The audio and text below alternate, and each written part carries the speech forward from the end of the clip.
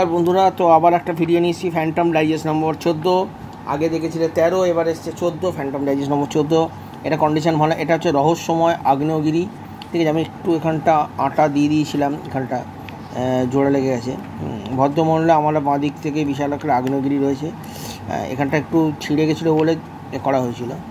এটা 21 সালে কালেকশান করেছিলাম রহস্যময় আগ্নেয়গিরি। দেখো, আমরা ছোটোবেলা উপভোগ করতাম এই জিনিসটাকে নিয়ে। চাচা চৌধুরী এইগুলো দেখতে, বিল্লু সিরিজের বইগুলো কোনোদিন কিনতে পারবো কিনা, কোনোদিন কেনা হয়নি। এখানে একটা বইও নেই, এই 12 নম্বরটা আছে, বাকি এখানে কোনো বই নেই। এখন এই ছবিগুলো দেখি খুব মনে পড়ে। দেখো, এই বইয়ের কন্ডিশন, ড্রয়িংগুলো দেখো, সবই ইন্দ্রজাল থেকে বেরোনো। কিন্তু ইন্দ্রজালে যদি আমি আমার যদি টোটাল কোনো দিন ইন্দ্রজাল কমপ্লিট হয়, তো আমি তোমাদের দেখাবো, এর সাথে এর কম্পেয়ার করে দেখাবো।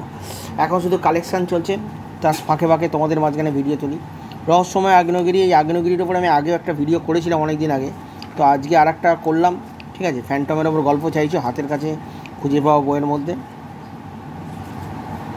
ঠিক আছে, আগ্নেয়গিরির ওর বিশাল রহস্য। দেখো, এই বইটা, এই যে তীরধনুকের ছবিটা, এটা কিন্তু 13 নম্বরেও ছিল। ঠিক আছে, ছবিটা কিন্তু এরকমই করা হয়েছে।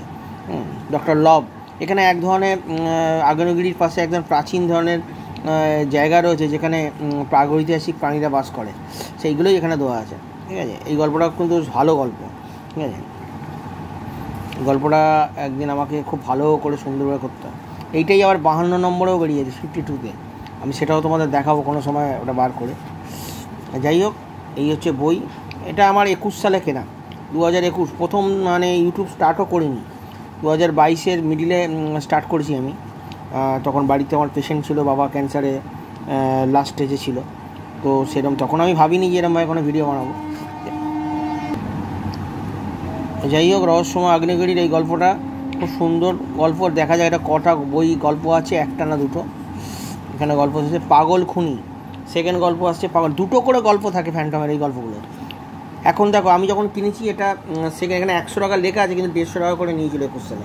এখনই এই বইগুলো মিনিমাম 250-300 টাকা করে হয়ে গেছে চাইজ অনুযায়ী। ঠিক আছে, এটা একটা পাগল খুনির কাহিনী। ঠিক আছে, কীভাবে পালিয়ে যাবে, এসব ইন্দ্রজালে বেরোনো আছে। ঠিক আছে, হয়তো তার নাম চেঞ্জ হয়ে গেছে। তো ইন্দ্রজালে আন্ডার 3 নম্বর গল্পটা যেটা আছে, সেটা আমি তোমাদের খুব শিগগিরই আনবো। অ্যাকচুয়ালি ওটা কভারলেস আছে, তোমাদের আমি দেখাবো ওই গল্পটা কেন। ওই গল্পটা খারাপ না। ঠিক আছে,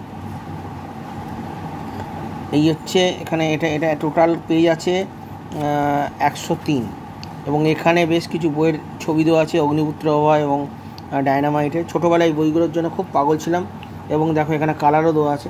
তোমাদের কাছে এইসব বইয়ের মধ্যে কোন কোন বইগুলো আছে জানিও। ছোট্ট করে ভিডিও করলাম, কেমন লাগলো জানিও। ঠিক আছে, আজকে বেশি কিছু বলতে চাইছি না। ফ্যান্টমের ওপর অনেকেই ভিডিও করতে চাইছিলে। ঠিক আছে, তো লাস্ট এই দুটো বইয়ের আমি ভিডিও তোমাদের কাছে করলাম, 13 আর 14। কেমন লাগলো জানিও।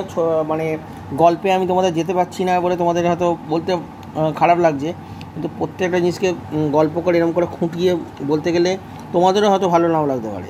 ঠিক আছে, ফ্যান্টমের গল্প তোমাকে বললাম না, আমি যদি ইন্দ্রজালে পাই, ইন্দ্রজালে বইটা অনেক বড় ধরনের হয়, ওটা আমি আরও সুন্দর করে তোমাদের দেখাতে পারবো। তো ছোট করে ভিডিও করলাম, দেখা হবে নেক্সট ভিডিও।